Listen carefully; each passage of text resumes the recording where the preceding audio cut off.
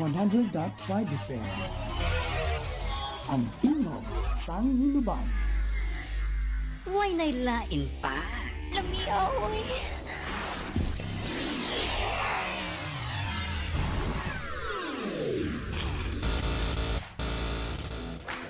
Oh man, that tune was so dope. 100.5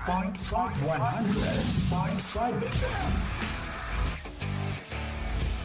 Get ready to feel the beats. It's about to get down.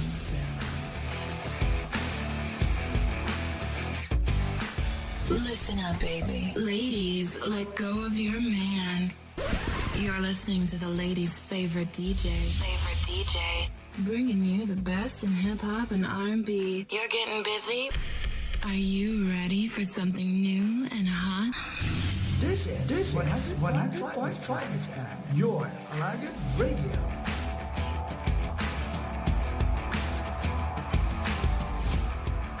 $100.5. 100.5 OFM. Huwag nailain pa. Lamiaw eh.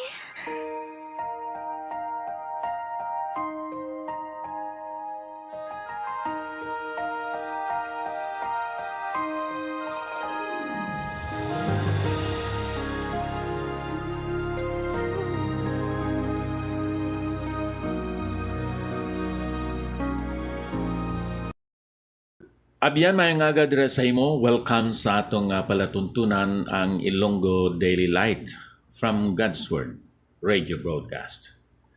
Ini nga programa ginapatuhoy naton ini sa mga kauturan kag mga kabyanan nga naga-star dira sa Hinubaan, Kaliling Kawayan, San Jose Sipalay City, Gilungan Kawayan, Bantayan B, Cabancalan City, Tapi, Cabancalan City, sa Mulubulo, Kawayan, and then sa Daan Banwa, Cabancalan City.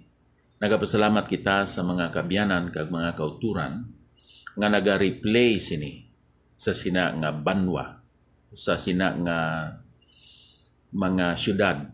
Kag akon pagali na limtan, gina-replay man ini dira sa Calvary View Baptist Church radio station, Kamingawan, Cabancalan City, Negros Occidental.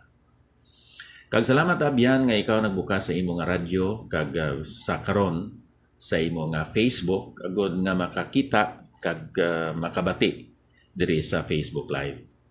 Duha ka bersikulo ang akong basahon dira sa Isaias kapitulo 53. Bersikulo 4 kag 5.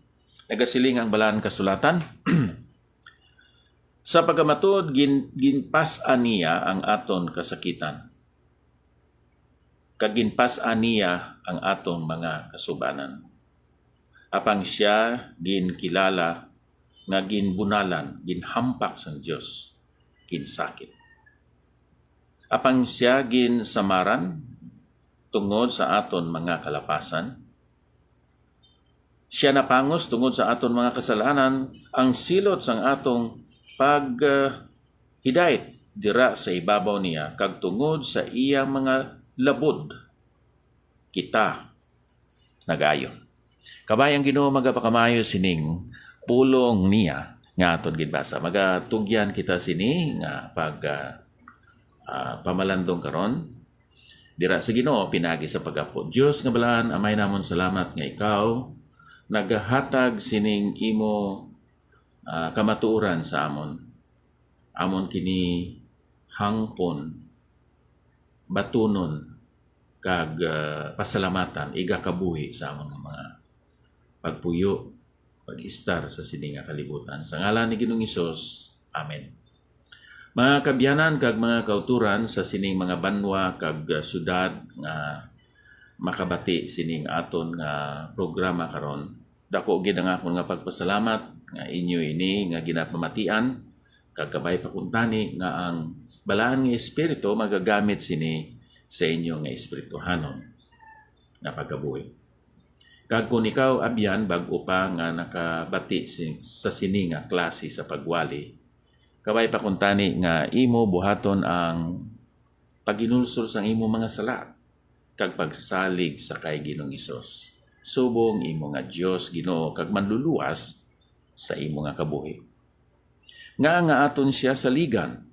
Now diri sa Isaias 53, diri sa bersikulo 4 kag 5 aton pamatud-an ining dako nga gugma sang Ginoo sa aton nga bisan mga makasasala pa kita, si Kristo nagpakamatay para sa aton.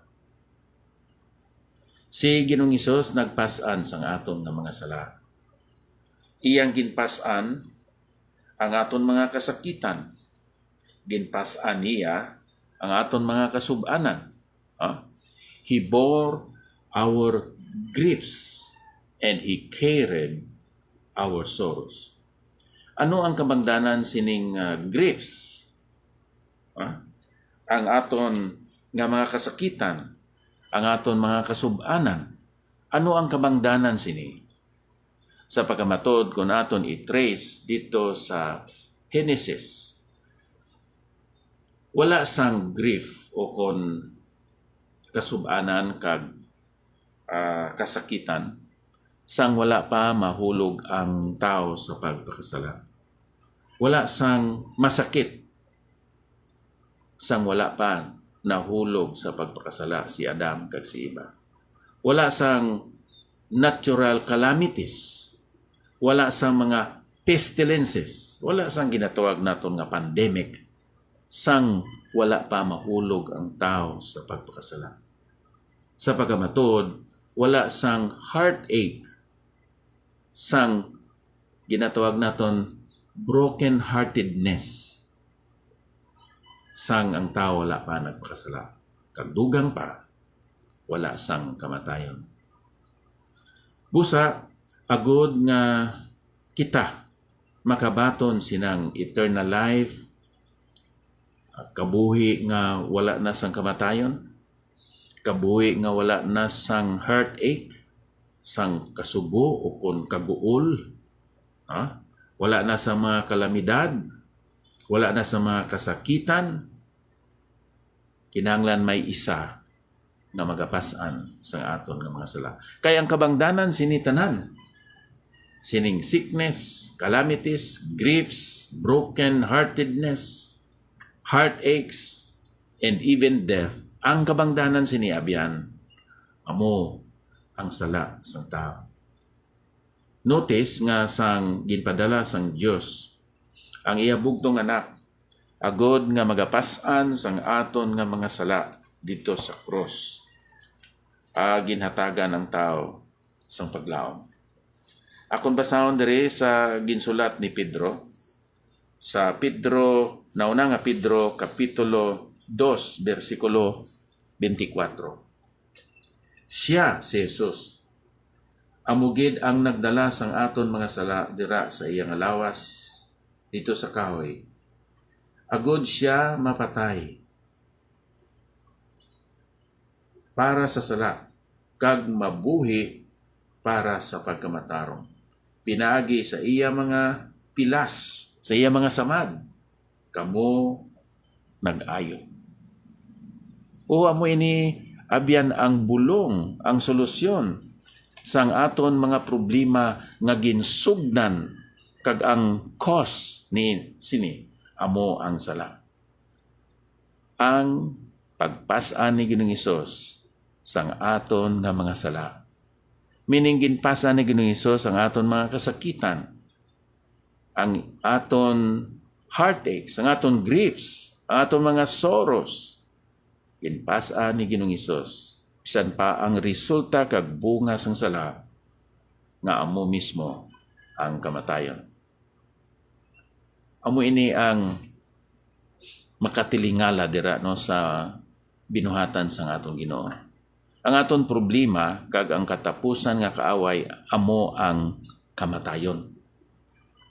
Pero sa Hebrehanon kapitulo 2, ang solusyon sa sining aton problema amo mismo ang kamatayon ni Ginoong Hesus.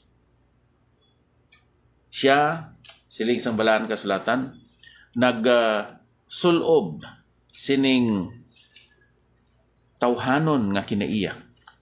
Nagsulob si Ginoong Hesus sining unod kag dugo agod nga pinaagi sini siya makahatag sa aton sang solusyon. Hebrehanon kapitulo 2 bersikulo 14. Busa sanglit kay ang mga anak umalambit man sa unod kag dugo sa amo nga kabangdanan siya man nagambit sini agod nga pinaagi sa kamatayon pag walaon niya pinaagi mismo sa kamatayon ang may gahom sa kamatayon nga amo ang yawa.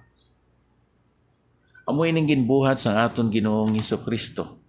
Siya nagpasan sang aton nga mga sala didto sa kahoy, didto sa krus. Amo ini ang huna-huna sa mga Hudiyo nga kun patyon si Ginoong Hesus.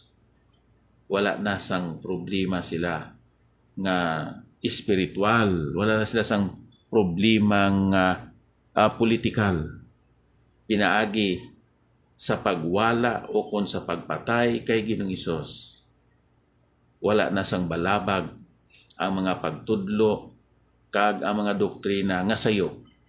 Sina mga Farisiyo, sina mga eskriba, sina ang mga abogado sa kasuguan ni Moises, kag bisan pa inang mga Sadusiyo o kon ang mga kaparian. O ginakusar nila si Ginoong Hesus sa pagpasipala kay siya tao nag-angkon siya nga siya Dios. Nagbaton siya sina nga address nga siya Dios. Now tanaw naton ang paglaragway ni Lucas nanungod sinang kamatayon ni Ginoong Hesus sa Lucas 23:34 tubtob sa 37. Amo ini ang ginahambal sang balahan kasulatan. Kag si Jesus nagsiling, Amay, pasaylua sila, kay wala sila makaibalo sang ila ginabuhat. Kag sa pagbahin-bahin nila sang iyang biste, ila inigin rifahan. Amoy nang ginbuhat no sang mga soldado sa biste ni Ginoong Hesus. Now sa bersikulo 35 nagapadayon, kag ang mga tao nagtindog malapit na nagatanaw, apang ang mga punuan nagyubit sa iya, kag nagsiling, nagluwas siya sa iban, nan, paluwasa siya sang iya kaugalingon, kag kun siya amo man ang Kristo sa Dios, ang iya na pinili. Aton kita diri, no? Nga ining ginhimo nila sa kay Ginoong Hesus amo gid ang pagpakahuya o kon ang pag-criticize, ang pag-despise, ang pag-reject sa iya. Kag ang mga katawhan nga nagatindog, nga nagtanaw, kag ang mga pangulo nagpasipala sa iya, nga nagasiling, siya ang nagluwas sang iban,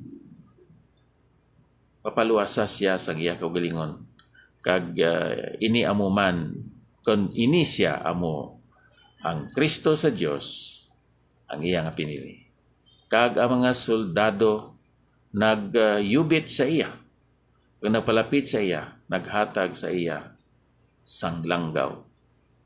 Kag nagsiling, kung ikaw amo ang hari sa mga Hudiyo, magluwas ka sang imo nga kaugalingon.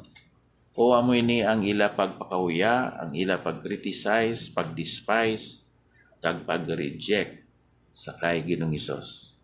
Nga amo ina ginhimo sa aton Ginoo. Nga indi na lang niya luwason, nga wala na bayad-bayad sang konsekwensya kag sang sala. Nga kay ang Dios hustisya matarong kag balaan. Hindi niya tapan-tapanon ang problema naton tungod sa sala. Kinahanglan kay siya amo ang kabuhi, amo ang kamatuuran, amo siya ang dalan. Kinahanglan nga si Ginoong Hesus magabayad, maga-undergo, maga-eksperyensya sinang bunga o kon resulta sang sala nga amo ang kamatayon. Usab yan, ini nga aton Ginoo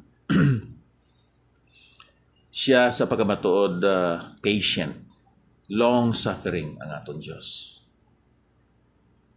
Sugod nga nagpakasala si Adam dito sa Genesis chapter 3, ang Ginoo naghulat, so to speak, nga may grupo sa mga tao nga mahimo niya nga mga pinili nga mga katawan nga mo ang mga Hudiyo. Nga ini nga mga katawhan, iya nga gamiton sa pahibalo, pinaagi sa iya nga pulong nga may matuod, buhi, kagamhanan nga Dios. Ginatagan ini nga mga katawhan sang kasuguan, sang siling naton rituals, no? Subong nga sila magasimba sa Dios. Ginatagan sila sang plano na sang balong-balong o kon tabernacle, kag sa ulihin nahimo nga templo. Ginatagan sila sang mga manugwali o kon mga propita. Ginpreparar ang isa ka tribo nga amo ng tribo ni Juda. Sa diin dira magaagi si Jesse, magaagi si David, magaagi si Solomon, si Nathan, padulong dito sa kay Joseph, padulong dito sa kay Maria. Kag si Maria, sa wala pa sila maghulid ni Jose, nakita na sapwan na siya nagbusong pinaagi sa balahan ng Espiritu. Kag dugay pa si Ginoong Hesus, nagtubo pa siya tubtob nga siya nag-abot sa 30 anyos. Kag naggamit pa si Ginoong Hesus sa mga 3 katuig sobra. Sang iya panahon sa pagwali, sa paghimo sa mga milagro, sa sabdong, sa pagsaway, sa pagtudlo sa mga katawhan, nanungod sa Dios, kasuguan sang Dios, nanungod sa kabuhi sang tao, kag sa paghukom sa Dios tungod kay siya makasasala. Nagulat ang Ginoo sining masilin naton mga 3,000 katuig kag nga si Ginoong Hesus nag-antos dito sa cross, nagpakamatay, gilubong kag nabanaw. Kita nimo abyan ang perseverance or ang patience and long suffering sang Ginoo agod nga makabayad sang imo kag akon mga sala. Amoy na ang makatilingala kag masilin naton praiseworthy ining aton nga Dios tungod sang iya nga pagulat, sang iya nga ginhimo dito sa cross sa Kalbaryo. Siya nagpasan sang aton nga mga sala. Agod nga ikaw kag ako hindi na magapasan sang konsekwensya o bunga sang aton nga mga sala. Salamat sa sining gugma nga hindi matungkad sang aton Ginoo para sa aton. Bisan nga kita maluya, mga hindi Diyos nun, mga makasasala, kag mga kaaway sang Diyos, sa gihapon, gin-overrule sang Diyos. Ini nga mga problema, ini nga mga palaligban, pinaagi sa iya nga solusyon, kag ang solusyon mismo, amo ang kamatayon sang iya bugtong anak. Agod nga ikaw kag ako hindi na mag-experience sinang kamatayon dito sa linaw sang kalayo. Kag ang imo buhaton abyan amo ang paginulsol sang imo mga sala kag ang pagtawag sa Ginoo tungod sa imo nga pagsalig kag pagtuo sa iya. Ang bisan sino nga magatawag sa ngalan sa Ginoo maluwas. Walay ngalan nga ginhatag ubos sa langit sa mga katawhan na pinaagi sa siningangalan, maluwas sila. Inangangalan, ngalan ni Ginoong Hesukristo. Diyos nga balaan, salamat sa imong balaan nga pulong pakamayo ini nga mga kamatuoran sa kabuhi sa mga kabiyanan nga nagapamati.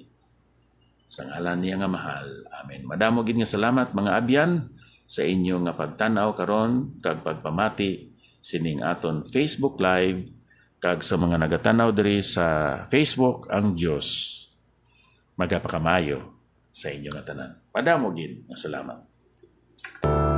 No greater love is known, no greater